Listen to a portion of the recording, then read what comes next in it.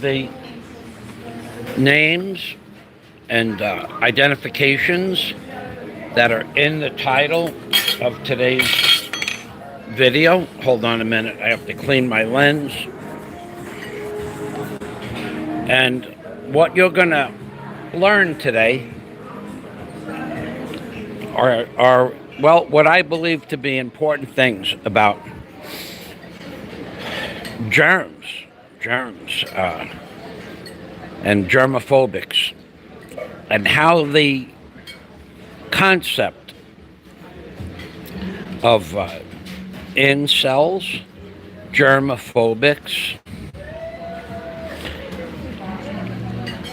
bloggers that never leave specific and small areas of their home or never leave their actual compound. Some people call it a compound.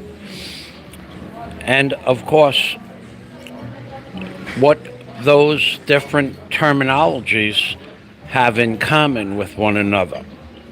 For instance, there is certainly a prime example of an incel in the Philippines blogging community. Now, basically, I'm just going to go by some notes here, but I wrote some notes down that I took off of Google for what an incel is. And basically, online, if you Google what is an incel, it's going to tell you that an incel is a person that is constantly bashing women and men that have sexual appetites that they fulfill in a normal, everyday manner. AKA, it's called a relationship. And if you go into the deep, dark understanding of what an incel is, you'll see that one of the main hang-ups that an incel has is anybody, man or woman, that is sexually active, or anybody that has a normal relationship, they are angry towards anybody with a normal relationship. Now, there's a particular blogger in the Philippines that suits this definition. I'm surprised his name and picture is not on the page of what is an incel. And to that degree, it also goes further on to explain that an incel will constantly insult any aspect of any sexual activity between two normal, healthy adults. For instance, I was listening to a blogger this morning that is really day after day after day after day. And if you were to take 100 of his videos, 90 plus of them, he talks about the size, the girth, and whether or not a particular man's private parts work. Then he talks about that man's private parts. This is just one example. We're going to give you 3 more. Then he talks about that man's private parts, how those private parts may be diseased. And then he talks about the man who dates the women, and that the women should go get sexually tested for STDs. And basically what that does when a woman hears something like that is it makes the woman think about her relationship with the man, which was probably a healthy sexual relationship, and then question whether or not this is a good relationship. And perhaps, well, this particular person who we could call an incel tries to break up that man and that woman. And when he does that, and he's done it several times before, when he does that, that is what gives him enjoyment to disrupt another person's normal, healthy relationship, whatever that relationship may be. Did he do it to only one person? No. He talks about the blogger in Mobile. He talks about the man in Kentucky. He talks about the man that lives in Texas. He talks about the other man that lives in Texas in exactly the same way. He goes after those men and the relationships that they have with their wives. He also talks about myself and my girlfriend, my ex-girlfriend, my new girlfriend, my girlfriend that is living with me, that is not living with me on a daily basis, because his objective is to destroy anybody else's healthy relationship. And this is what defines an incel. Any disruptive mental accusations towards any man and or woman relationship derives them pleasure by stating the words themselves. And then if it goes further and for some reason that person breaks up with those two parties, break up with one another, for whatever reason, then he will go on and say that the reason was all the reasons that he projected in the past. That's an angry incel. Now, can you imagine, if you read the title of this video, that you have an incel in the body of an introvert, born as a closet case, who was also a germaphobe. And those four things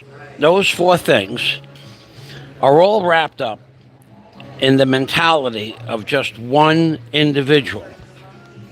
Expand that to what a letdown, what a bummer, because in the words of the 1960s, Dobie Gillis, what a bummer, man. That's a bummer, man. And also Cheech and Chong. Imagine, to the chagrin of the incel, the germaphobe, the closet dweller, I guess you could call him, and or the introvert, or introverts, plural, period, parents, exclamation mark, question mark. Imagine the sacrifice they made to bring someone into the world and to have the characteristics of an introvert, an incel, a germaphobe, and a closet dweller. A man in a closet, so to speak. Come out of the closet and maybe some of your sexual hang-ups will be at least relieved. You're never going to get over being a germaphobe. You're never going to get over the fact that 25 years ago you had an operation and it left you impotent. That's never going to change. You're never going to get over that. You made clear in multiple posts that are on the internet that you were left sexually impotent because of an operation. What people fail to understand is they don't put that together with your current mindset, that this is what makes you so angry, your inability to perform. Now, moving past the part of the angry incel, let's talk about the aspect of this particular blogger's introvert introvertedness. Does he go around and blog restaurants, buffets, foods of the Philippines, white sand beaches, pools, the people behind the counter?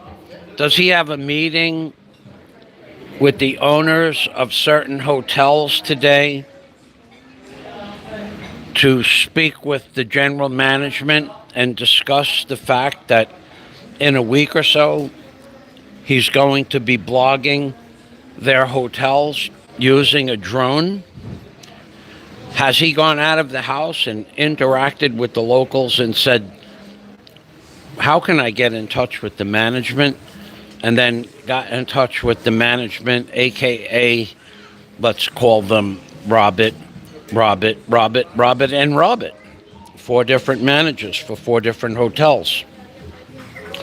Has he done that? No. Has he left the house? No. Has he blogged his locality? No. Although he does make note that he wishes his locality to remain a secret,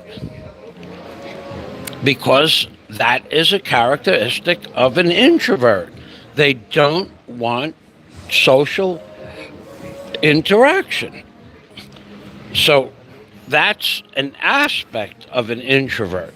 Another aspect of an introvert is when he walks around the locale where they live, they don't interact with the locals at all. And the locals don't interact with him at all, because there is no commonalities between the locals and him. Now, I was listening to this germaphobe, and this is my fault, because I brought it to the germaphobe's attention last week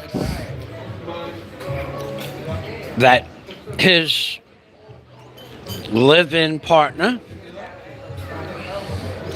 in their new environment will never, ever, ever, ever be able to leave the house again, because it will take a week to go through the house and dust the house. They're going to have to go out and buy not only a vacuum, but they're going to have to go out and buy a dust mop and feather dusters and cases of furniture polish and tens of gallons of vinegar to keep the floors clean, and brooms, and perhaps even a bale of rags that you can buy for like 30 pesos a kilo to polish with. Because this particular germaphobe and the aspects of this particular germaphobe over the years, everybody has seen that everything in this germaphobe's house has to shine. Everything has to sparkle. Everything has to be, the dog hairs bother him. The dust from outside that comes into the house as a normal mode of living in the Philippines bothers him. Let's delve into the germaphobe's misunderstanding of where and how germs, what they look like, where they are, and how you cannot prevent not only consuming germs, but consuming every type of germ possible. Talk about a dustpan and one shows up. Let's talk about germs. There are germs on this table. You put your fork down, or you put your elbow or your hand down here, and you touch your mouth or your lips with the towel that you have here, and the towels on the table, and people have been eating on those placemats for hours or days or weeks, and they haven't been cleaned, and all the germs and from the spittle from your mouth goes on the placemats. Then you put your towel on top of the placemat, then you turn it over a few times, and all you're doing is rotating the germs off the placemat. Put your hand on the placemat, germs are on your hand, and then you wipe your nose or your eyes. Those germs, the spittle from previous people that have been consuming food, those germs go on you, on your hand, and then when you rub your eye, they go on your eye, and then when you rub your mouth, they go on your mouth, and when you go into the bathroom and you smell something, you're smelling exactly what it is you're smelling. You're smelling perfume, you're smelling perfume. If you happen to be smelling some sort of excrement, you're smelling that excrement. It won't make a difference how small the particles are. Those particles are releasing a scent or a smell because that is a bacteria exuding a smell, and that smell is what you smell. Can you smell that smell is the question. So if you're a germaphobe, if someone is a germaphobe, then the place that you want to understand that the most germs exist in the entire place in your house is on the handle of the refrigerator, your mouse, and your computer keyboard.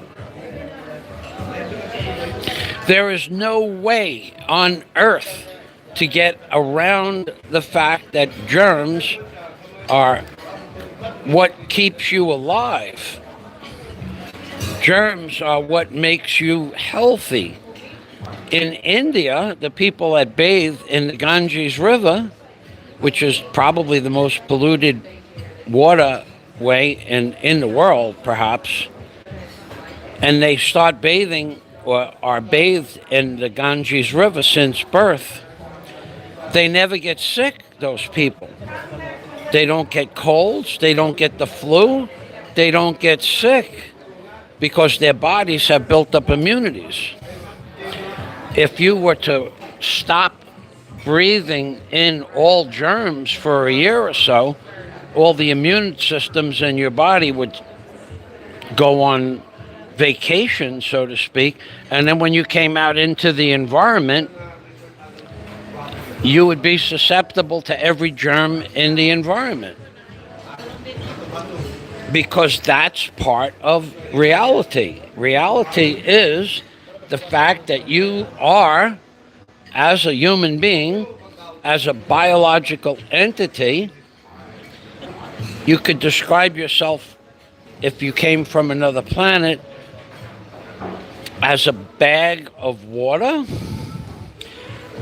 or a living organism or a compound of living organisms, including germs. Your body is basically something that creates good and bad bacteria. The good bacteria is what makes you healthy, and the healthy bacteria goes after the bad bacteria, but your body also makes bad bacteria to go after the bad bacteria. It's inevitable that you are not only surrounded by germs, but germs are what keeps you alive. Germs are the thing that keep us healthy. I worked for Windy Day Plumbing for on and off for 3 years when I lived in the Florida Keys, but steady for about 18 months. My job was every dirty job in the company. If we had a tank that we had to pop the cork on the tank, the cork is like 24-inch by 24-inch plug on the top of the tank, and then we would pump out the tank.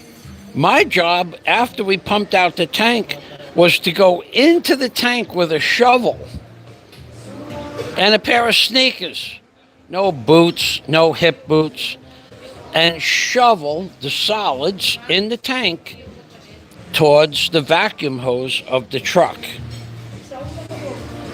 And for that, when I started working for Windy Day Plumbing, the foreman's name was Rick. I think he owns the company now.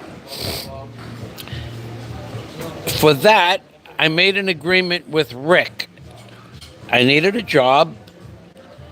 When I first bought my house, I made an agreement with the foreman. I said, you will give me every job that no one else wants to do. No one. A job, I don't care what it is. I'll go in the tank and clean out the solids, because I always had jobs like that. I was always in the excavation business. I didn't have heavy equipment at the time. I'll go in the tank, I'll scrape out the solids towards the vacuum hose. I will tunnel under people's houses to put new lines in, because sometimes what happens is you build a house, you put the pipes in, and they don't put them in properly. They don't pack down the soil. So the pipes are set, the older houses are just set in dirt. Then they pour concrete on top of that dirt, and that becomes the floor. In other words, they put dirt up to the beam box, top of the beam box. Sometimes they'll put visqueen on top of the dirt, and then they'll pour concrete. Then they'll put rebar, and they'll pour concrete on top of that. And the concrete slab sits on top of the beam box. However, the pipes underneath the concrete settle because the dirt wasn't compacted properly.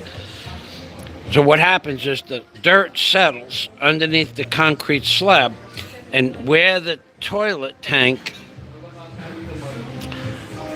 pipe comes out and down through the saddle of the floor, the pipe will separate. Or the elbow on the bottom will separate. Or the pipe will dip down. Sometimes the pipe goes under the house 40 feet, and the pipe will dip down like that and then go back up. And what happens is in that low part, solids, paper, napkins, they get hung up in the pipe. And then the pipe gets clogged up. And the pipe has to be replaced or repaired. So you have to go outside the house, dig down 4 feet, and then you go under the house and you follow the pipe to the toilet bowl. That could take a week, could take 2 weeks, depending on the hard pack or the sand underneath the house. And you go in there with a bucket and you fill it up with a shovel, and you take the bucket out. 2 guys, sometimes one person. You're basically a tunnel rat, and you go into the house with a bucket and a shovel, and you dig the hole out, and you might be going in there 30 feet. You got to bring fans in there or a blower. It's a real hard job, but for that, Rick and I made an agreement. I would be the highest paid man in the company, even more than what the plumbers made, and I was. Because I needed more money, but I told them I'll do every hard job. But in the process, I also cleaned out many septic tanks. I was the guy to go into the tank to clean out the solids. And until I moved to the Philippines, I was never sick. That built up my immunity for forever and ever. I thought, now I have a bacteria called Provincia sterate on my leg. It's getting better, but it's a slow process. It's a very hard bacteria to get rid of. And the germaphobe / introvert / incel keeps making fun of anybody else's possible I wouldn't call it not foibles, but any defect in anybody the incel goes after, especially of a sexual nature. Any defect. For instance, he went after a woman the other day that drank on YouTube. And he went after her so viciously. It was amazing how viciously he went after her. Now, me personally, I would not do that.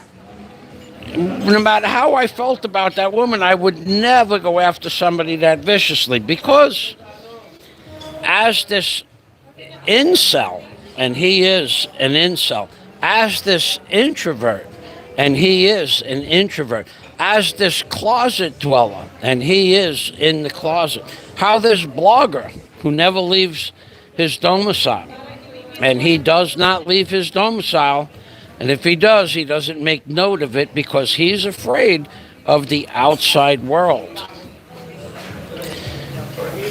He went after her viciously. He went after me viciously. He went after Daisy May viciously. He went after the mobile blogger viciously. He went after, I don't know where that woman lives, her viciously. He went after Roberto, all up in your geek, viciously. Because he's that angry. And his anger shows. And what he'll do is, if you mention it, he'll tell you that you're jealous. He'll tell you that you're jealous of his wonderful life. So 5 years have gone by. He's in the Philippines.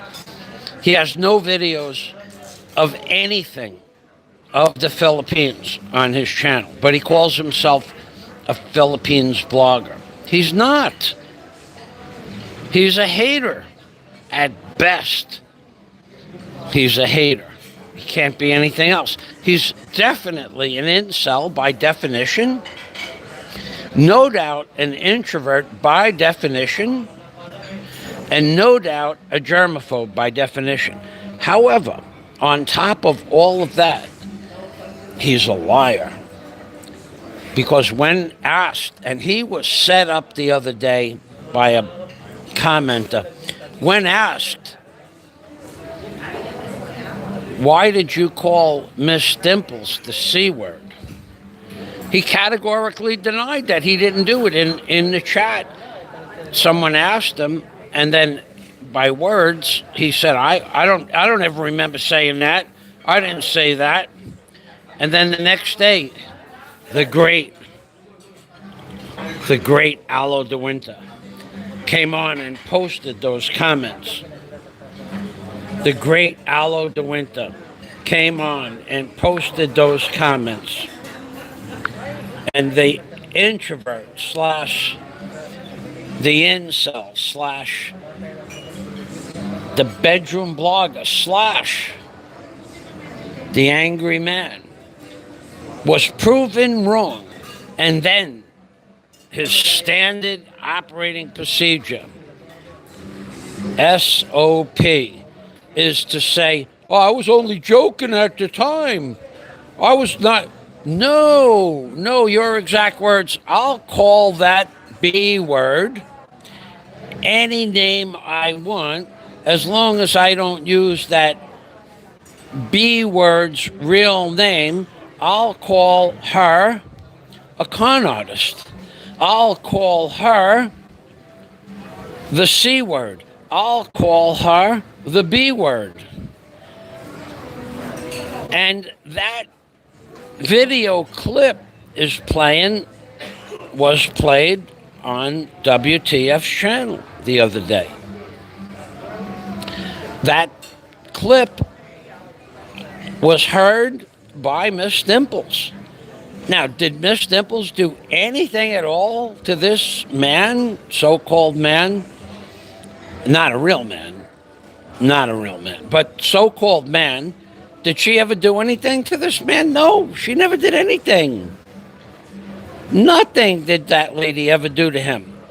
But, but, but this goes back to him being an incel. This is just an example. This goes back to his being an incel. The fact that Miss Dimples is a woman, and the fact that Miss Dimples was in a relationship with a man was enough, is enough for an incel to be triggered. And he was triggered because a woman was having a relationship with a man. Forget about right or wrong. Forget about what the relationship was about. Forget about anything that has to do with any personalities in the relationship or outside the relationship. Forget about any of that. It's enough for an incel to simply see that two people are having a relationship, and that triggers the incel every time. Because that's what incels do. No matter any relationship. My relationship with Daisy. 100 times, if we could go through all of his videos, if we could go through them all for the last 5 years, I would bet any amount of money that besides the fact that he basically told us where he lives, I would bet any amount of money that he has said that Daisy and I, after being together for 5 years, never consummated our relationship.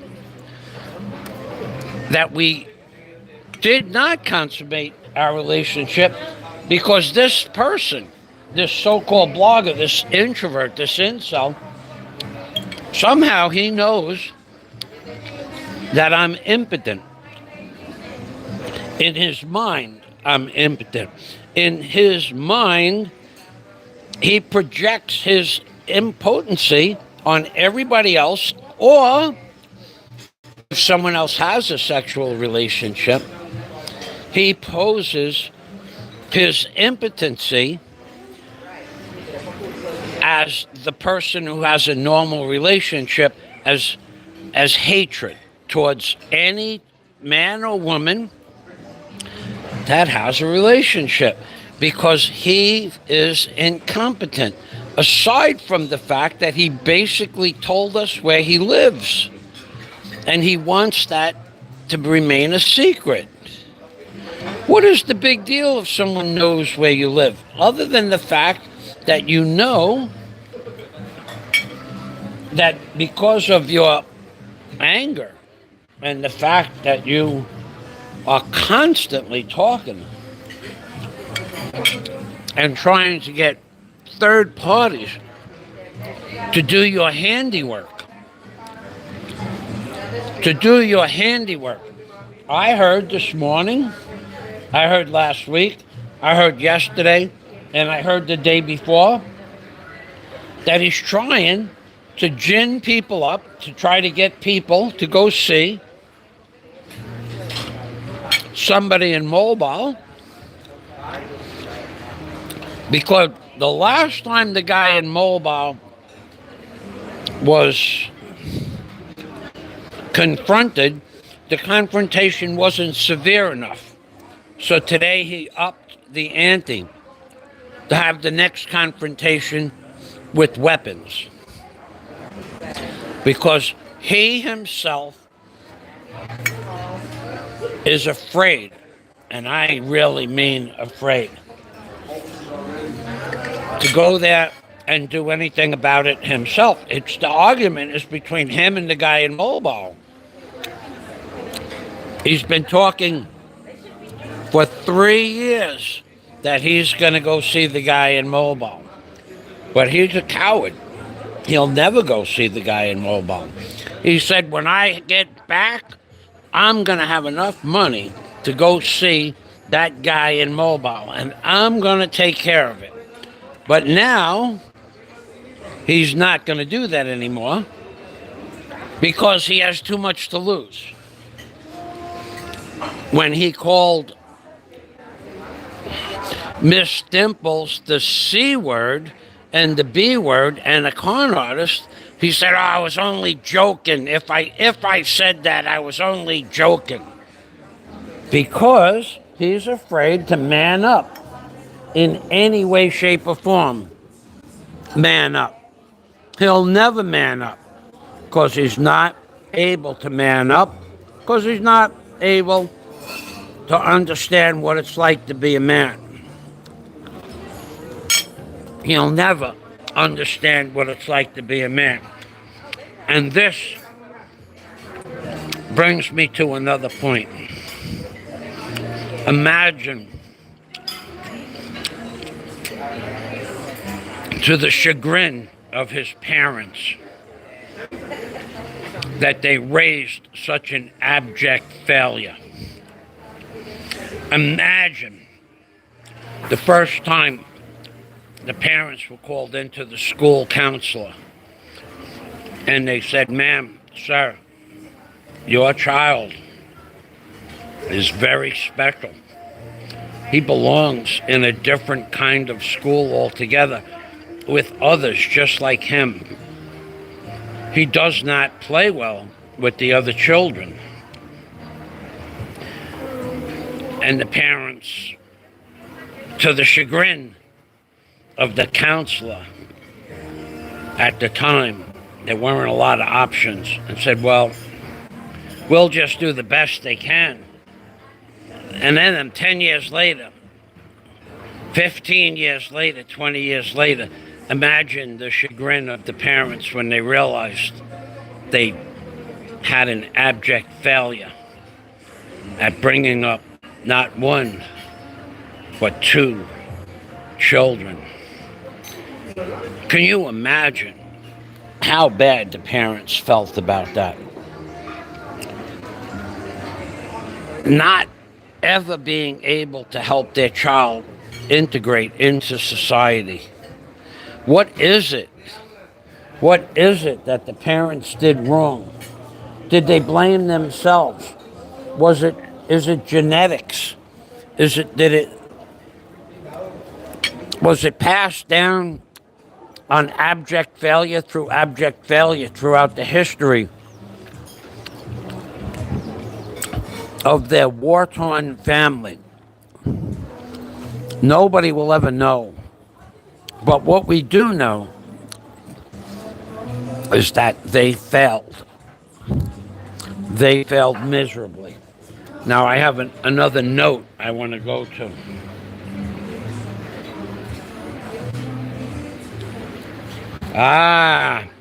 This abject failure was ridiculing, demeaning, disgracing the man in Mobile. Because the man in Mobile made a big scene about someone stealing his money. Forget about the amount of money the man in Mobile was stolen, or was stolen from the man in Mobile. Forget that. That is not the point. The point is that if you are living in a compound and you can't leave your private possessions, a couple of pesos, 100 pesos, 500 pesos, if you can't leave that stuff in your personal space,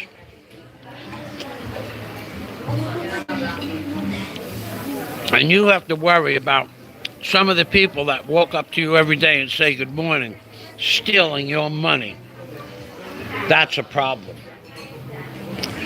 So this introvert, this incel, this closet dweller, this bedroom blogger, ridiculing, demeaning, slandering, maligning the character of the man in Mobile for a solid 5 minutes, because the man in Mobile was upset that someone took 70 pesos off his bureau.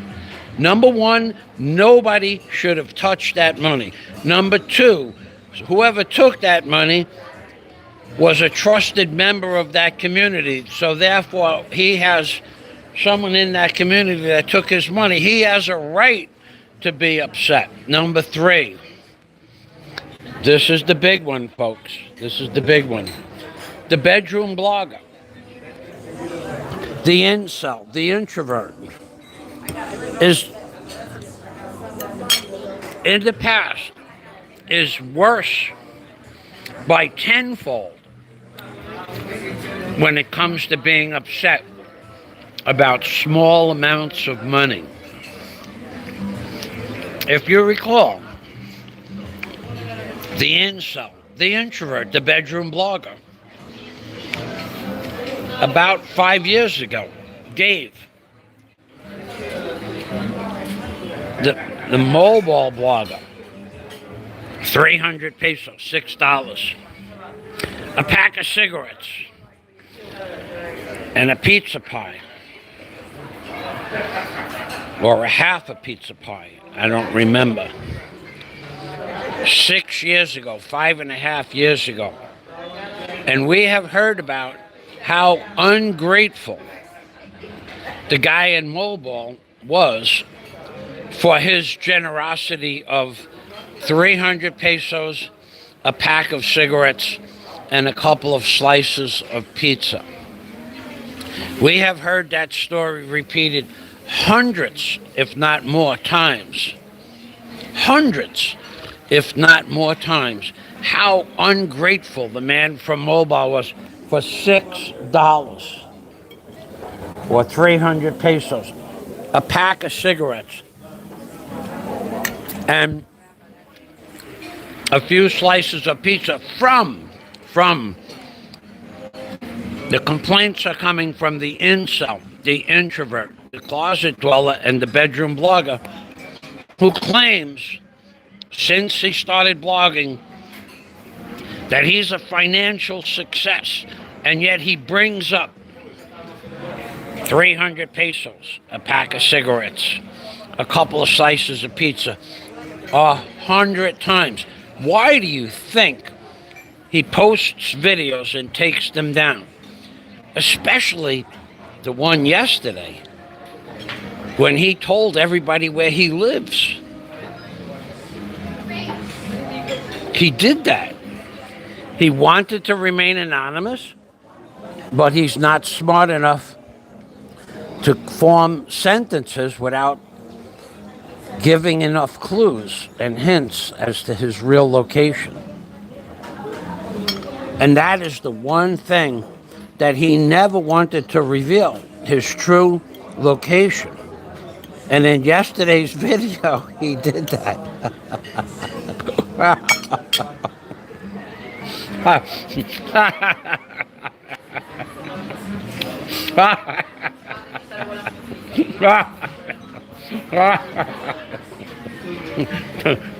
Not so smart, you know. Oh, God. He did that in yesterday's video. Tannoy, beautiful.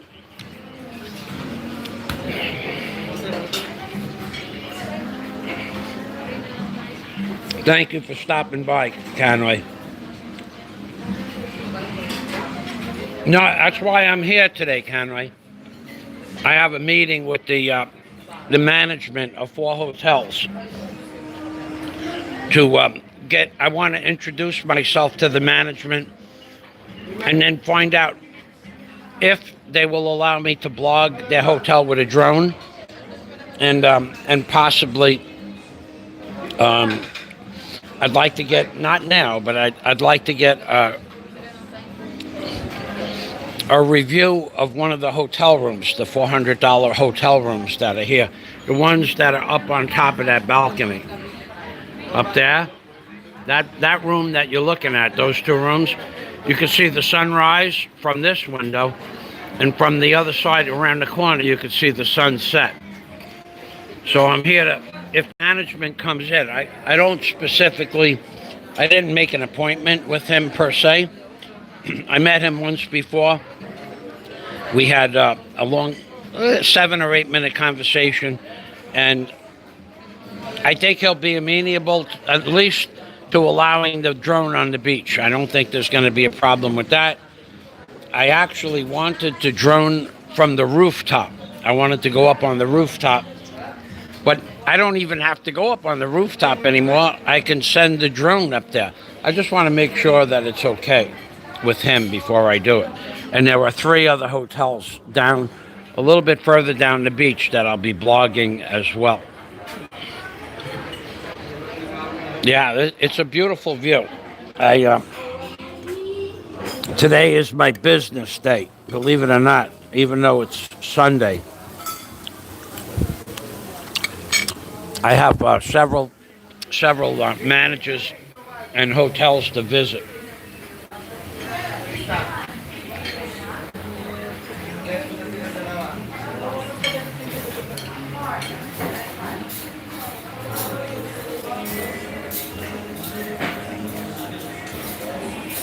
That's an upstairs balcony to view the ocean from.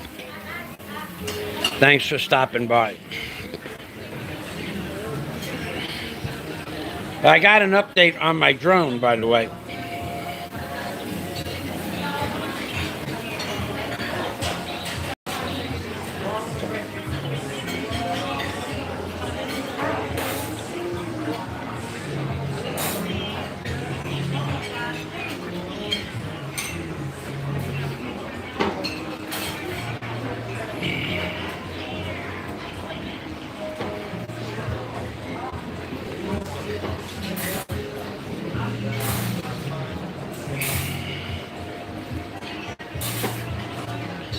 That's right, Canoy in the Philippines. He just made a very astute comment about someone's brother having relationships with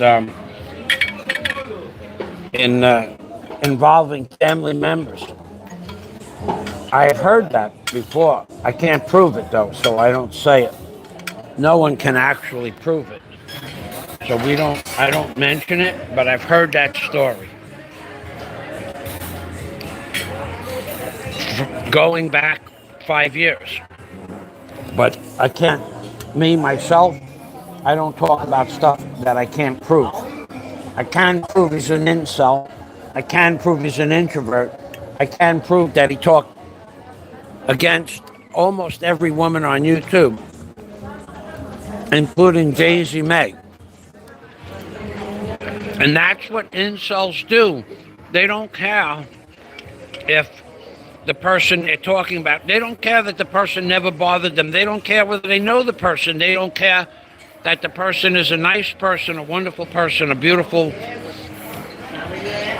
girlfriend, wife, companion. They don't care about any of that. They only care that that other person, woman and man, may very well be happy with one another. And the incel has to destroy the relationship in any way, shape, or form possible. That's what they do. Now, we should talk about how dirty the incel's house actually is. And if, even though it shines and glitters, the poor, whoever's going to take care of the incel's house, I don't even know where to start with that. I mean, the truth is that whoever's going to take care of the incel's house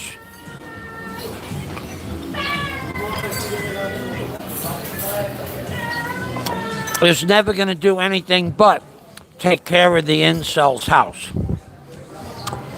He's already complaining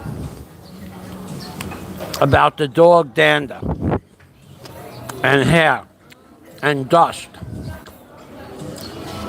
We're going to talk about whether or not you would consider him in the real world a real man as well, because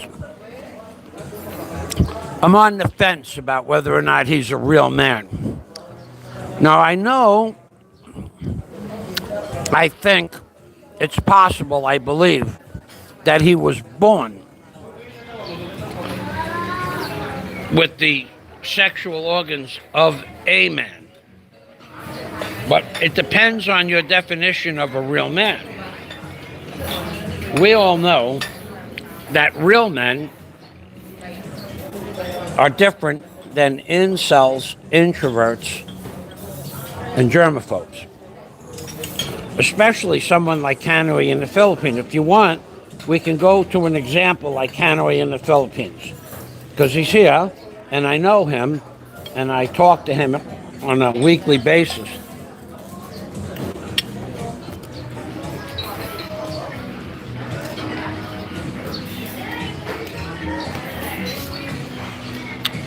Canoe in the Philippines would be what I would consider a real man. For instance, this week, Canoe in the Philippines put in 2 front doors with a side panel on the left and right side of the door. But they weren't standard front doors. They were 10-foot high doors with 2 side panels. So that's a very heavy duty door. And in order to do that, you have to have, well, I can tell you exactly what tools you'd need. This is what a real man is capable of. And then I'm going to tell you what a real man has complained about this week. But first I'll tell you that a supposed, a wannabe, a pseudo real man complained for 5 minutes about how he didn't have a screwdriver to put a kitchen table together just yesterday in a blog. And that blog was the blog where he told everybody where he lived by mistake. So the pseudo real man doesn't own a screwdriver, didn't have the ability to put a kitchen table together, and on top of that, he got mad. I don't know why he was mad, and started screaming at the camera that I don't have to put a table together. I'm retired. I earned my money. I can hire people to do that. Well, of course you could do that. That's okay. Nobody said you had to put the table together. You were the one that got upset that you didn't put the table together, then you justified it. The fact that you were retired and you have the money to pay somebody else to do it. You got upset with yourself. You didn't get upset with anybody else. Because in my comparison to you and Canoe, I would say you're less of a real man than Canoe. So for Canoe to put the 2 doors in this week, I'll give you a list of tools that Canoe needed. The less than real man, he didn't have a screwdriver to put a table together. And there were 200 parts to a kitchen table. How the heck does anybody build a kitchen table with 200 parts? I'm not going to take the time to do that in the sweltering heat. Wait a minute. You just put in 6 air conditioners and 6 fans in your new domicile. What are you talking about working in the sweltering heat? What are you going to do, bring it outside and put it on the grass? You make up stories and then you justify it with ignorant statements. You have a beautiful house with a beautiful tile floor. You put the pieces on the tile floor and you put them together one by one. And when you're done, you make a video of the whole thing. And you say, say it loud, say it proud. I built that table. I put that table together because I'm a real man. No, you don't own a screwdriver. So the tools, I would say any man that doesn't own a screwdriver is less of a man than any man that owns a screwdriver. We'll base everything on whether or not a man owns a screwdriver. Forget about a hammer, a chainsaw, a drill bits, screw tips. Forget all of that. Are you a real man? Do you own a screwdriver? Can you put a kitchen table together? I don't own a screwdriver. I do not own a screwdriver. I don't know where there is a screwdriver. If I had a screwdriver, I couldn't use it. The table is 200 pieces. It's too complicated for me. I have to hire somebody else to do it because I'm not a real man. But Canoy would go out to his truck and get his battery-operated screw gun and a set of screw tips that are in the box, and his ruler and a pencil, and an assortment of screw tips, because some of them are hex heads, some of them are flat heads, some of them are small, some of them are big. And he'd put the table together and not think anything of it and not even blog it because it's just a table. That's a real man. So let me tell you what tools Canoy has that he used this week. Real man tools. He used a screw gun, a drill, all the screw tips and all the bits that go along with countersinking the door jambs into the pre-existing hole that he cut in the house. How did he cut the hole in the house? 10 foot high and 6 foot wide with a sawzall and a skill saw, possibly even a chainsaw. He needed a power planer. He needed extension cords, multiple extension cords. He needed battery chargers to charge his battery-operated drills and battery-operated screw guns. He needed a truck to bring the equipment to the job to do the job. He also needed tarpaulins to put down on the floor in the entranceway. He needed a caulking gun and probably a really high-quality compound latex silicone caulking. He needed paint. He needed primer. He needed 3-inch screws, 4-inch screws, probably 5-inch screws as well. He needed 2x4s or 2x6s to rebuild the door jamb. He needed molding. He needed a power miter to cut the molding. He needed something called a paintbrush to paint the molding or stain the molding. He needed a nail set. He needed a hammer. He needed a crowbar. He needed at least one Wonder Bar, probably 2 Wonder Bars, and a crowbar. He needed a level. He also needed a 2 3/4 inch cup drill, 2 3/4 for the door knob mechanism. But his doors had 3 mechanisms, one at waist high, one at eye level, and one about 7 feet high, so that the doors don't tweak, because a 10-foot door would have a tendency to tweak. So he had to be able to, and plus he had to know how to put that stuff together. He also needed a license to do that work as a contractor, which he does have. And he needed to go give somebody a price, which means that he had to socialize with somebody to give them a price to get the job, to do the job, to work on the job. He had to pay insurance for the truck, insurance for himself, and insurance for the job. That's a real man. And then the other guy calls himself a real man and doesn't own a screwdriver. That's not a real man, in my opinion. You guys can believe what you want, but there's real men called Canoy in the Philippines, and then there's not real men who don't own a screwdriver.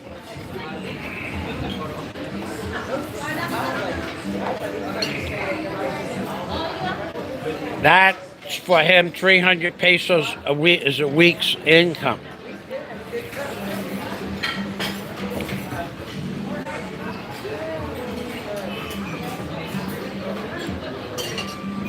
Okay, Canoy, see you later. Dennis Adam says, see you, Canoy. So there are real men. Dennis Adam is a real man. Ah, look at that. We have a stripe in the sky. Look at that. Look at that nice stripe. That'll turn into a nice shade cloud in a few minutes. Dennis Adam is a real man. Talk about real men and they start to appear. Dennis Adam has chops. Oh yeah, Conroy would also have to have a chop saw, power miter, and several blades for the power miter. One to cut the molding, like an 80 tooth or a 60 tooth blade, and then you might not want to cut 2x4s with that or old 2x. Put on an old 40 tooth saw in his skill saw. He also needed a skill saw, right? Caulk and gun, tar paper, flashing, stuff like that. Dennis has all of those tools as well. Lots of my friends. My friends have those tools. And my friends know how to use those tools. And my friends do use tools like that. That's why they're my friends. As far as you guys trying to troll me on my channel, not going to happen. I see somebody took care of a couple of troll comments. Thank you. Now, let's talk. Oh, look. They're making more shade clouds. One there. And one up on top. Oh, yeah, baby. They're going to make shade today. All that white stuff is shade. All that white stuff was little stripes. You can see how that little stripe is turning into a nice wide, like an umbrella. It's going to make shade today, which means it's going to rain. And not too long from now. All right, so what I have to do... Hello. My in one time. What I have to do is I need to use the restroom, CR, and then we're going to talk about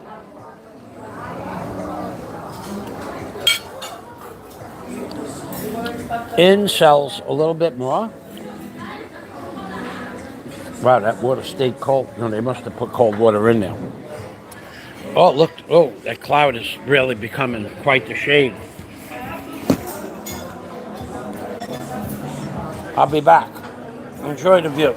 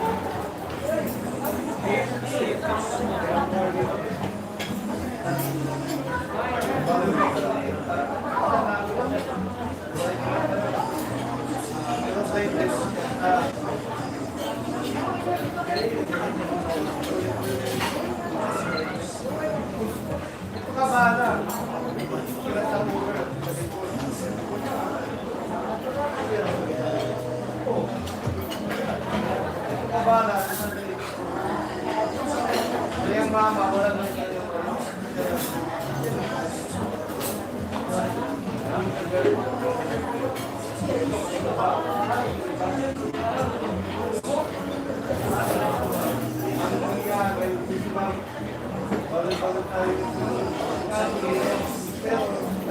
the garden na yun.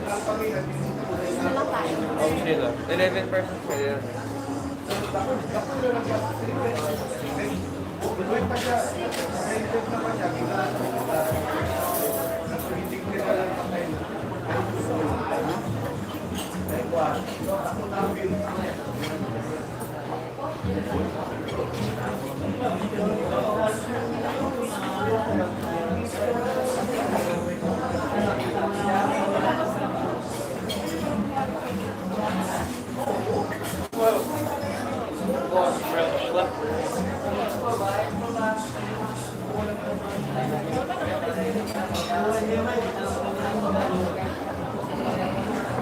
Okay, I'm back.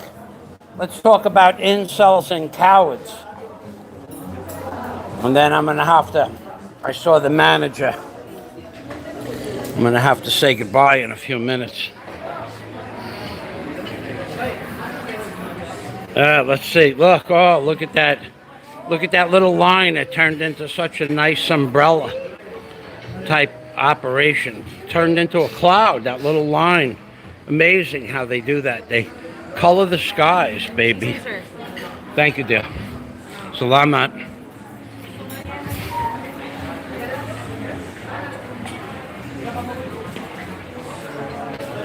Yeah, incels, cowards, introverts. Let's talk about what they do. Now, I'm going to tell you something. I want you people to listen carefully. I want you to understand that what this particular blogger, the bedroom blogger, what the incel, the bedroom blogger, what the introvert, the bedroom blogger, and what I believe to be a coward, the bedroom blogger. I want you to listen to what he does, how he does it, and why he does it. Listen carefully, because there's going to be a quiz. And one day, you're going to understand why I'm about to say what I'm about to say. What the incel, introvert, bedroom blogger / possible coward says and does to every person is he demeans them, demoralizes them, slanders them, and maligns their character. Repetitively, constantly, always does the same thing. 10, 12 slanderous maligning of the character.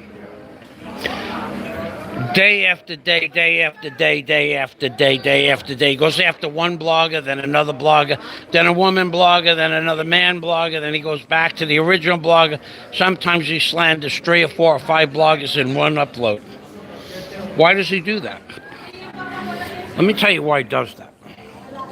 If you people are not with the program yet, let me tell you why he does it. You can't, once you listen to me and you follow my train of thought, you will understand 2 things. He himself does not view himself as a success. In every way, he views himself as an abject failure. If he has to demoralize somebody, let's just take Roberto. Because Roberto has the background and aspects of an average, everyday, normal American. There is nothing in Roberto's past.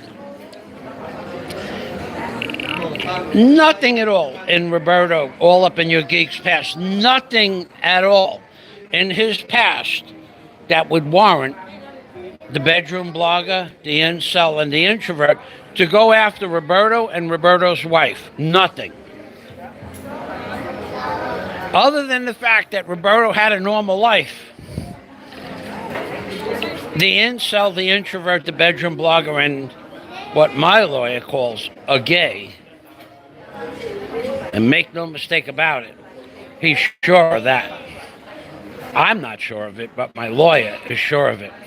Roberto had a normal, everyday American life, maybe a little bit above normal. He doesn't own one boat, he owns two boats. He owns a beautiful truck. He had a wife and had 3 children. He put the children through college. A normal success story. Let's call it a success story. Even though Roberto and I have had our differences in the past, make no mistake about that, I never demoralized Roberto's wife, children, or family. The incel / bedroom blogger / introvert could not accept that Roberto had a normal lifestyle and ridiculed, maligned, and slandered day after day after day, hundreds of videos, one after the other.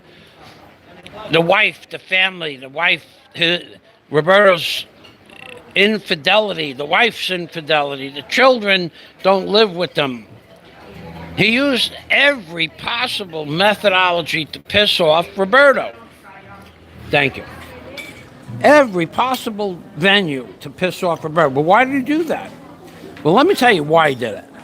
Number one, and primary, foremost, he's jealous of all up in your geek Roberto. Jealous because I think Roberto might be one of the more normal people on YouTube. I think so. I mean, looking at it from an outside objective point of view, Roberto is actually more normal than most of us. Certainly more normal than me. No doubt about that. But the incel, introvert, closet dweller, and who very well may be a gay, according to my lawyer, is jealous of Roberto big time because of Roberto having a normal lifestyle. So, but why does he malign and slander and call him, I don't know, Mr. Gastrointestinal? The guy had an operation to get thin so he could get healthy. That's a big plus. The introvert, the closet dweller, the incel, and possibly the gay, uses that against him because he didn't have the tenacity to go on a diet and lose the weight himself. So he used an expensive and good operation that Roberto did lose the weight. He uses that against him instead of saying congratulations, because he's jealous of Roberto. But more than that, it goes much deeper than that. Not only is he jealous of Roberto, not only is he jealous of people like Flywoods, who has a relationship with a woman. Not only is he jealous of people like Dave, who has a relationship with his wife. Not only is he jealous of many of the other people on YouTube, whose names I won't mention. Not only is he jealous of them, but this is why he goes after them. This is his objective goal. He has a goal. It's an evil, malicious, maligning, slanderous goal, but he has a goal because he has no self-worth. So he has to degrade you, but that's not the reason he does it. The reason that he does it is what he has done to the mobile blogger with great success. The mobile blogger, he has done this with the greatest of success. With me, I explained to him a long time ago, he will never succeed. Although one day, I may very well give him the opportunity, for the second time, to say some of these things to my face. That might happen. But let's go on past whether or not that's a possibility.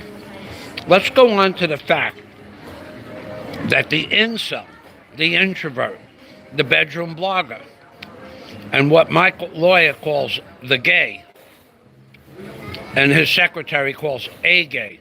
A gay and the gay. That's what they call this guy, the incel. He does this for one specific reason.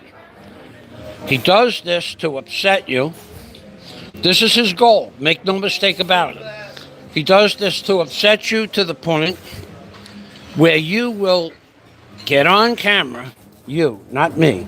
You will get on camera and say, you know what? I've had enough of your verbiage.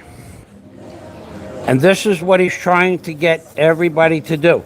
And in the process where these other people get on the camera, show their face, and say, I've had enough of your negative verbiage, I'm going to do this, I'm going to do that, I'm going to do this to you, all of which are illegal.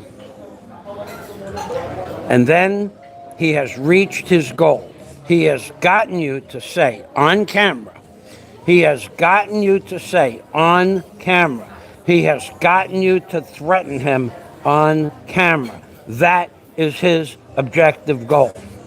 At which point, the incel, the coward, what my lawyer calls the gay, what his secretary calls a gay, and what I would call the bedroom blogger.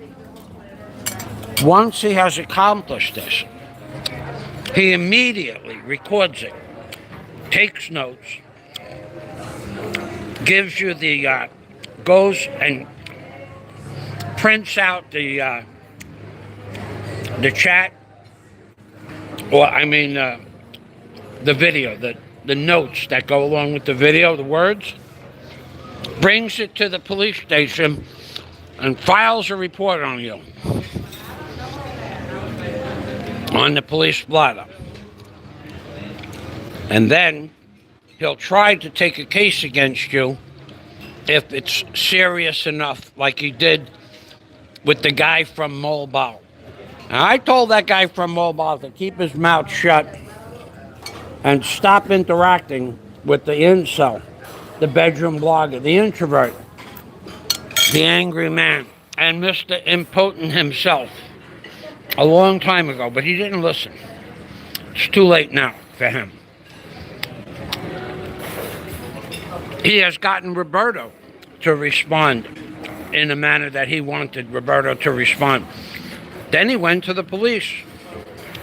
A man that complains that Obama went to the police. A man that complains that I went to the police. The first thing he does upon any slight to his character, any slight at all, the first thing he does is he runs to the police station and reports the slight, the YouTube slight, the YouTube criticism. The first thing he does. And then for months on end, he threatens, I'm going to take you to court. What's going to happen to you? You just wait. I put it on the police blotter. So because Obama, the mobile blogger, went to the police, Obama's a bad guy. But he's allowed to go to the police. That is his objective goal, to get you to threaten him, whether it's justified or not. He copies it, he records it, he makes notes, and he makes a report on you. It's what he says he does. You're on the blotter. You're on the blotter. You're on the blotter. You're not going to be able to come to my island.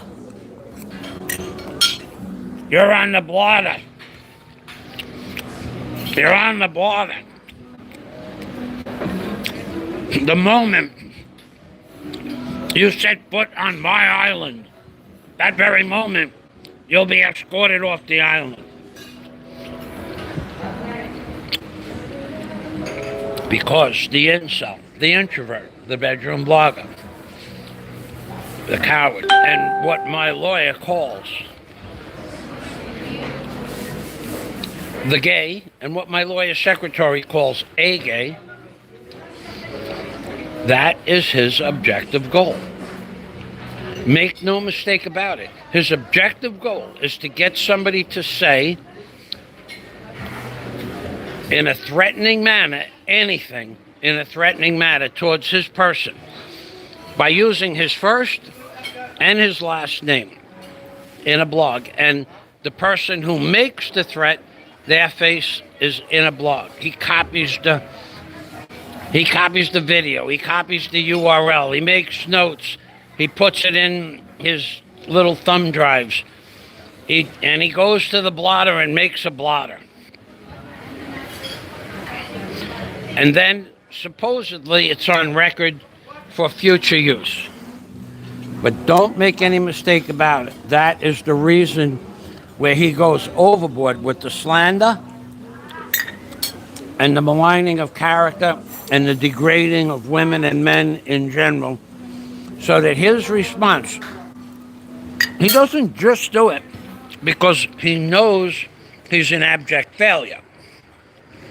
That's what caused his anger towards everybody else, knowing that it's too late for him now to become anything other than an abject failure.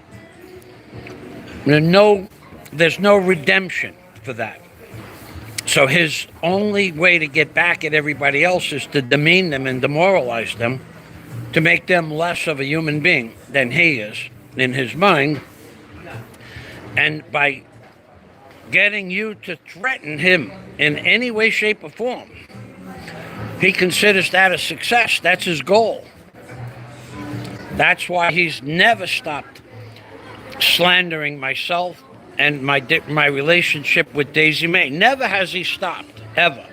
Day after day, constantly, always mentioning me and Daisy May in a negative manner, hoping that one day I will say to him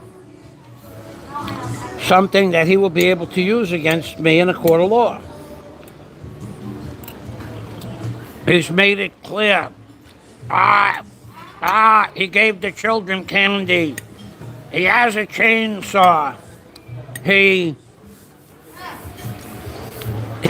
was using a chainsaw. And yet the incel, the introvert, the angry man, and what my lawyer calls the gay, and what my lawyer secretary calls a gay, he has a chainsaw. He's using a chainsaw in the Philippines. I'm gonna report him. Because not only is he angry, not only is he an incel, not only is he an introvert, not only is he an abject failure, but he can't read, and he certainly can't do math. If you read the Chainsaw Act in the Philippines, this is what I don't understand. It's on the internet. If you read the Chainsaw Act in the Philippines, you will see that what I do with the chainsaw, when I do it, and how I do it is perfectly legal. I don't have to repeat the Chainsaw Act. All I have to tell you is that if there was anything to his allegations about me breaking the law in the Philippines because I used a chainsaw, he would have already done it. But there is nothing to it. Read the Chainsaw Act. Go back and watch the videos where I use a chainsaw, and you will see that I have broken no laws, rules, or regulations. But the incel, the introvert, the angry man, the bedroom closet dweller, the man who needs to come out of the closet, the man who knows he's an abject failure. If you read the Chainsaw Act, I guarantee you I have broken no rules in the Philippines with my chainsaw. But he doesn't know how to read. He reads one or two paragraphs, misunderstands what they mean. His focus or focal ability or ability to of reading comprehension is limited to just a few paragraphs or sentences, he can't get past the part that enthralls his mind and then says, I broke the law. He can't get past the fact that I have wagered tens of thousands of dollars to anybody that I have plans for a hotel and permits. He can't get past the fact that I'm going to build the hotel. Not on his schedule, on mine. Because for him, he knows the amount of time that he has left in this world is running out. At his age, he doesn't have long to be a viable part of society. In fact, now, and this is true, now a lot of people in this world are looking at him as if he was a walking, talking ATM machine. Because other than that, other than to pay people to do things, simple things like put a kitchen table together, his gardening, his general cleanup, other than him shelling out monies to other people to do things that he should be capable of and he should want to do to stay in some sort of shape, he is a walking, talking ATM machine for at least 10 other people. That does not include anybody that does his gardening work. Have you ever heard him say, I can do this in the garden? No, he cannot. He cannot do any of that stuff. He's never showed anything that he's ever done outside the house, ever. Never showed anything he does inside the house. He pays people, companions, money to do those things because he has become an ATM machine. There's no love. There's never been any positive shared banter between him and any woman. Never. In fact, I remember he tried to kiss a woman on his birthday, and she almost broke her shoulder pushing him away. I remember that day. I watched it live. So even though he says there's love, I love, you may think you love, but no one else believes it. No one believes anything that you say. No one believes that you did not call Miss Dimples the C word. No one believes that you're not an abject failure. And no one believes anything that you say as in regards to your capacity to prove that you're a real man, because you've never done that. And in yesterday's video, by telling the world, I don't even own a screwdriver, and I wouldn't do that anyway. Why would I put together a table in the sweltering heat? You would do it for a sense of self-accomplishment. But no, you went on and started screaming, I'm retired, I pay people to do that. Which is okay. It's okay that you pay people to do that. But you got angry that you believed other people would be upset that you didn't build your table. What do you care whether you built the table or not? What do you care what other people think? You care because you know you're an abject failure. You've always been an abject failure. Your parents knew that you're going to be an abject failure when you were a very young boy.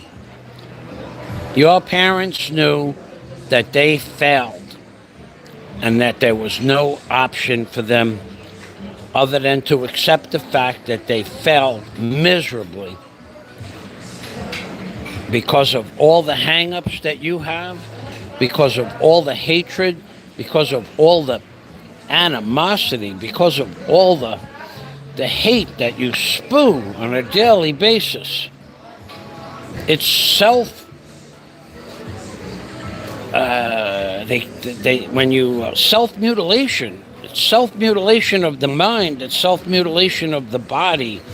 It's self-mutilation of your character, which you have none of other than negativity and character. You are the most negative person. You're an abject failure. You know it to be true. You know it always will be true. You know there's nothing you could do about it. And you know that it's too late to do anything about it, although you will believe that you're the perfect human being.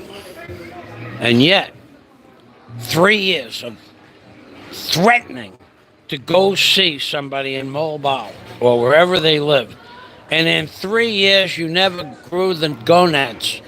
Your gonads never expanded to go see somebody in person, which is okay. But the fact that you say it on a daily basis is proof that the gonads have a great deal to do with mothballs. Mothballs. You call the mobile blogger a coward. You call Pinoy Troll a coward. You call everybody, you call me a coward. But yet, you make promises that you can't keep and that you'll never be able to keep. I offered, you know what I offered you. You know when I offered it to you. You know how I offered it to you, and you knew who I offered it to you in front of, whom I did. And you backed down like a little girl. And that's okay. It's okay. Because no matter what, self-preservation is a primary factor.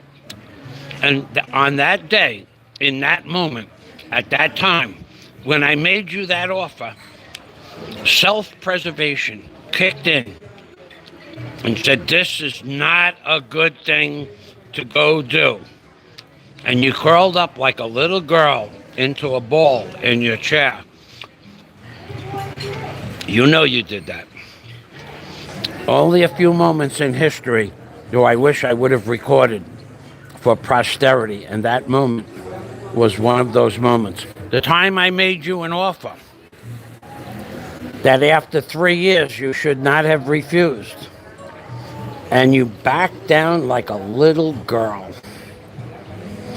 And you'll never forget that. You'll never live it down, and you'll never make anybody believe that it's not true, because you are an abject failure,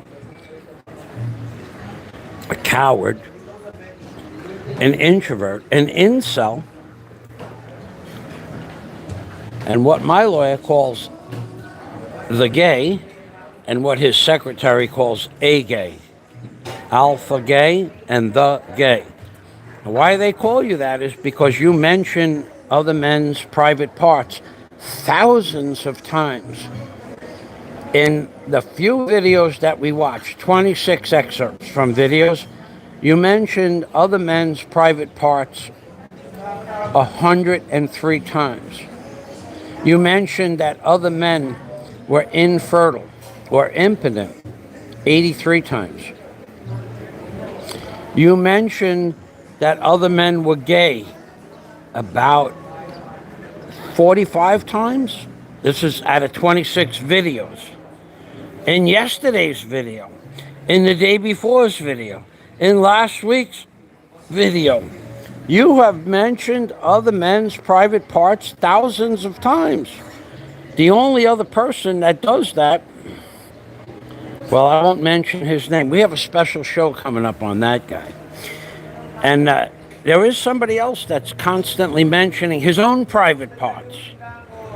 But we'll leave that for another day. You are everything that's in the title and oh so much more. You'll never be anything more. At this point, you can only be something less. You are not a real man because real men use tools. Everybody knows this. This is a fact. Or real men are go out and do things.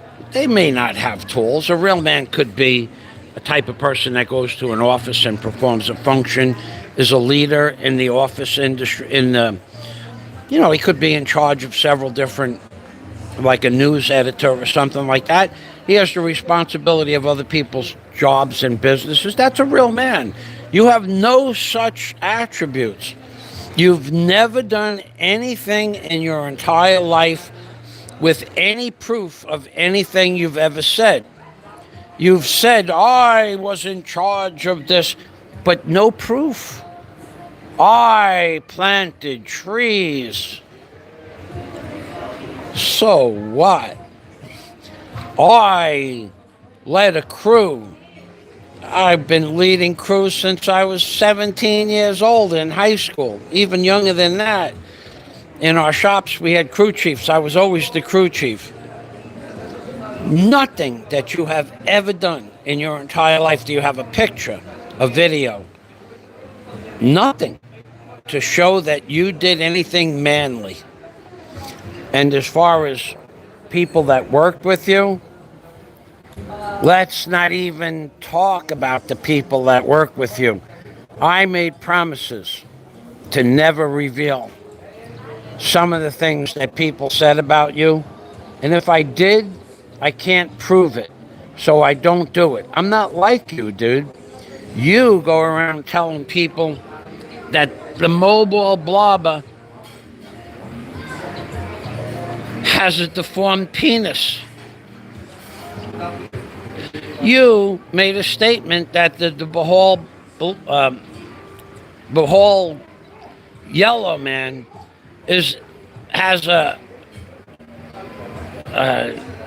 has never consummated his relationship.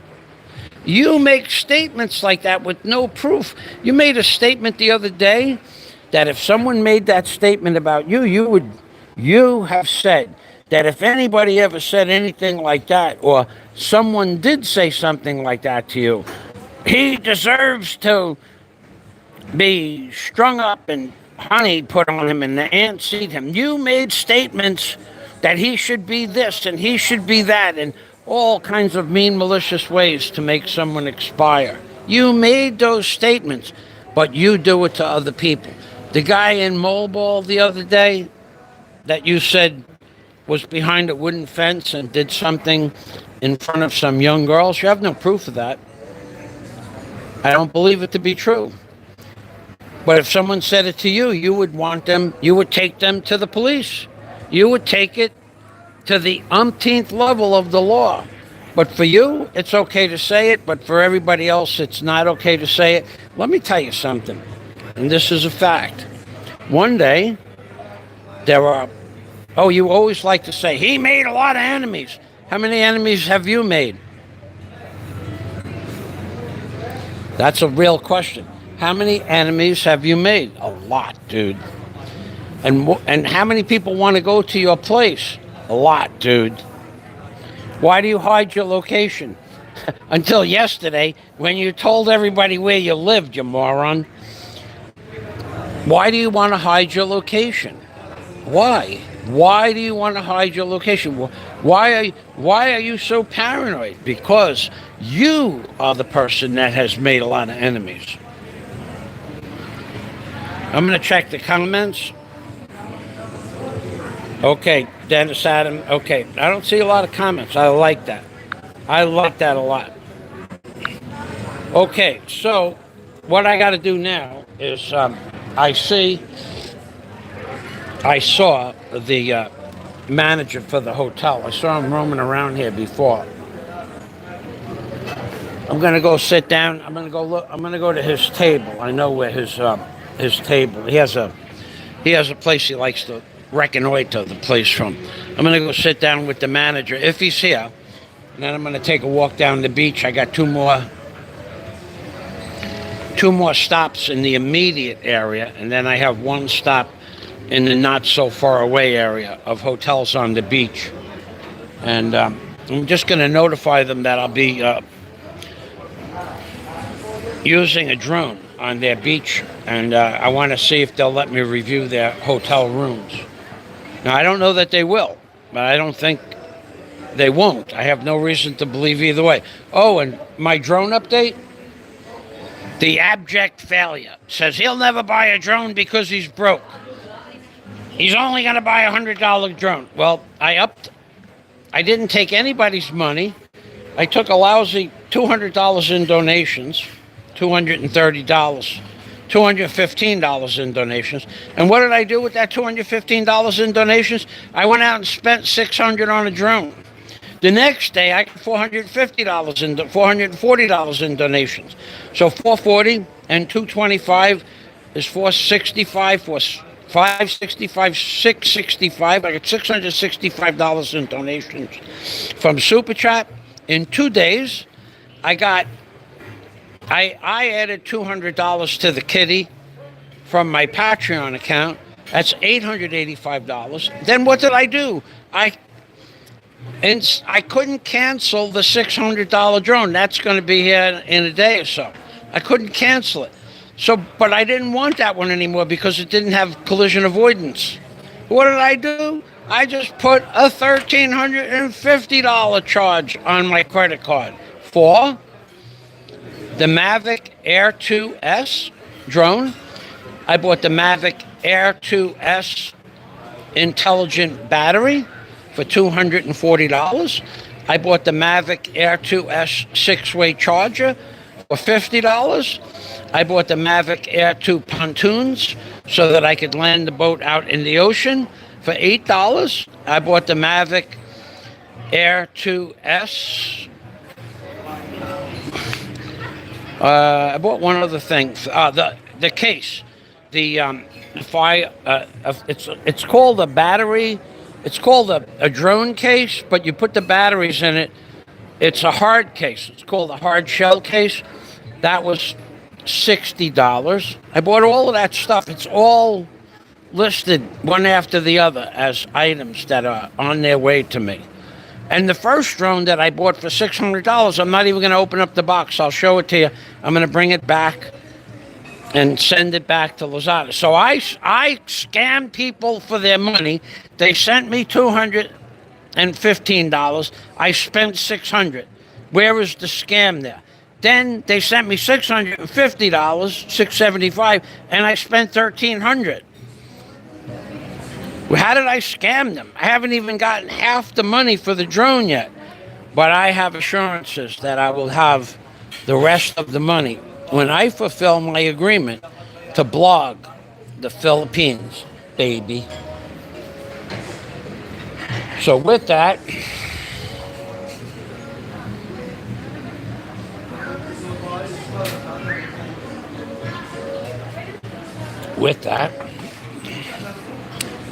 I'm going to go reconnoiter to see if the manager is still in his chair. This is the view. We're at the Bellevue Resort. Oh, yeah. As far as being an introvert, did you see me out here? There were thousands of people last week. Thousands. There were 662 contestants for the decathlon. And I talked to about 25 people. The introvert doesn't do that. The incel doesn't do that. The angry man doesn't do that. Because he's not capable of interacting with regular people or interacting with life in general. So if you have something to say, I'll be back in a moment. I'm going to go get an egg omelet. And I'll be back, and then I'm going to end the stream. So if you have something to say it now, or wait for another blog. Oh, yeah, I got to do one more thing. I can't do that. Oh, yeah, I could do it. I could do it a little bit. I got something I want to do. This really pisses off some people. I want to show you something. You see that fish head there? I had to put my glasses on for this. All right, here's the fish head, right? Look at this. This is the fish head. Now, the incel what my lawyer calls the gay, and what his secretary calls a gay. The incel says that he won't eat anything that's looking back at him. If it's on the plate and it has an eyeball in it and a face, he won't eat that. But let me show you what I do. I'm a man. This is another way to prove that you're a real man. I'm going to eat the eye, the head. I'm going to eat the head.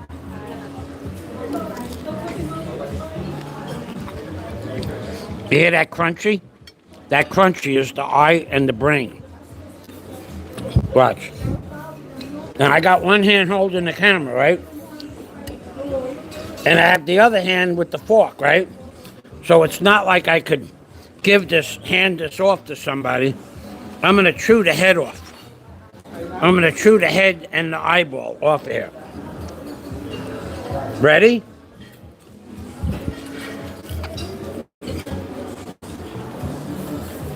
Now I'm eating the eyeball and the head. Because I'm a real man. Damn, that's salty. I think they put the salt in the brain. Man, that's salty. That's what they call stinky fish in the Philippines. That is really salty stuff.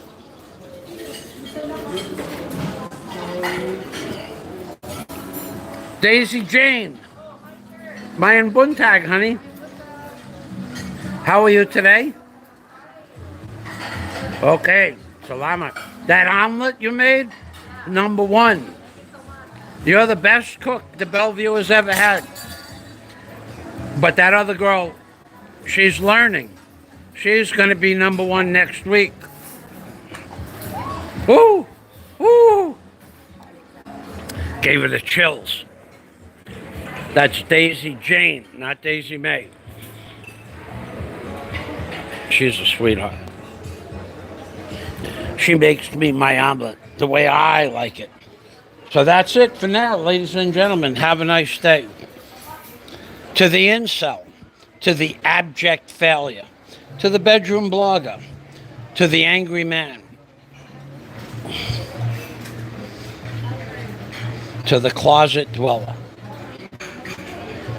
This right here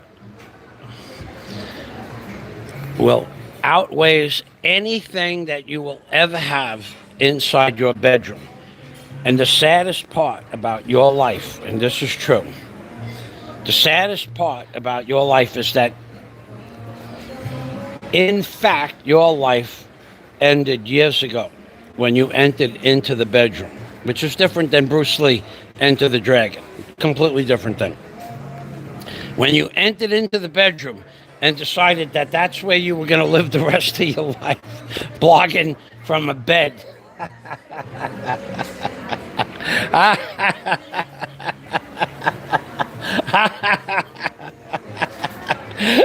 You were going to blog from your bedroom.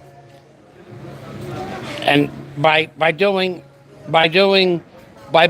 from your bedroom, the fact that that's where you're going to blog from for the rest of your life, because now you got to remember something, incel, angry man, bedroom blogger, hater. You got to remember something.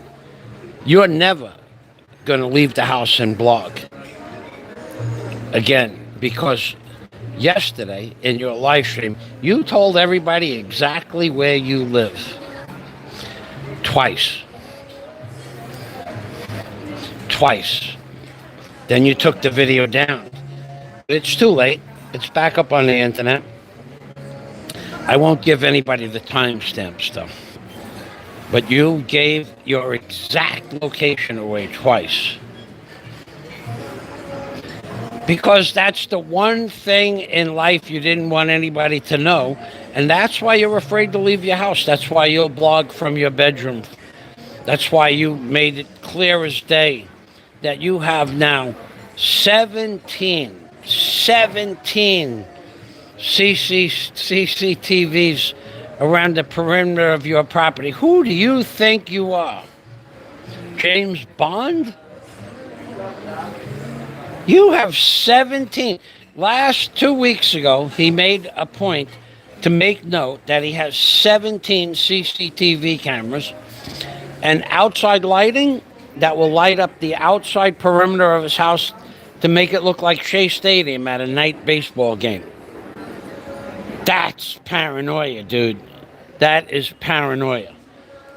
And the fact that you will never leave your bedroom and you will do the 95% of the rest of your life you'll spend in your house blogging in your bedroom will never match the fact that other people leave their door of their house in the morning, they go places and they see things and they go to pools and they go swimming and they go on boats and they go on beaches and they go have food at restaurants and they talk to the chefs and they talk to the waiters and they talk to the managerial position of the hotels, and they're welcome on any property in their neighborhood. They're greeted, mein Bundtag, they're greeted with joy and happiness no matter where they go, no matter who they're talking to. You went to a fiesta and 2,000 people, you walked through the crowd, and 2,000 people while you were walking through the crowd either looked the other way or didn't say hello to you. The ones that knew you looked the other way. The ones that didn't say hello to you were just not interested in saying hello to you. You never made an effort to say hello to anybody except one woman that you knew. Good, hey, how you doing? And she said hi and walked away from you. Dude, when are you going to get it? But that's a point for it. That's a different day. Now, the other thing is the bedroom blogger, right? What he does is, it looks like he takes a rubber band and hangs the camera from the rubber band. Because if you notice, when he walks around doing videos, the camera's going like this.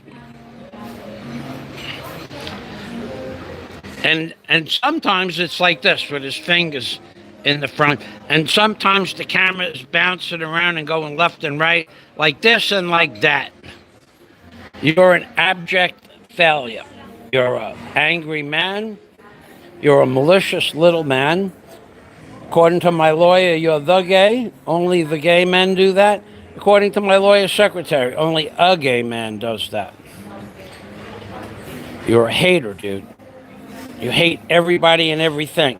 And then you'll go rebuttal this. Rebuttal. You'll rebuttal this saying, look at what Fazio said this and Fazio. Wait till I'm not gonna wait for nothing till you do anything. I don't care what you think you can do. All I will tell you is that I don't care what you think you can do. I don't care what you can do, because I am not going to be afraid of you. Nor is the guy in Mobile, nor is Roberto, nor is any other real man. Never going to be afraid of you, ever. You're not going to cower any real man down. Now, I will tell you that in the mobile bloggers case, he would be the person that would have the most to lose. He would be the person that if I was you, I would fear most. Because if I was him, I would take into consideration the fact that what you said about him doing something behind a wooden fence in front of young girls the other day. Oh, that would be, I don't know. And the fact that he says he doesn't want to see you, and the fact that he was actually offered the opportunity to go see you, free vacation, and he turned it down, I would be worried about him. I would be worried about him. But, of course, he, on the other hand, has also had the opportunity to go see you and not done so. So, you two guys feed off each other like frickin' like frack. And I think you need each other. It's a love-hate symbiotic relationship. And I would not be surprised. I would not be surprised if the fact that you've mentioned his private parts several hundred times this year, I would not be surprised if you would like to know more about that on a personal level. Thanks for watching, everybody. And of course, I'm Pink Permy from the Philippines, baby. From the Philippines.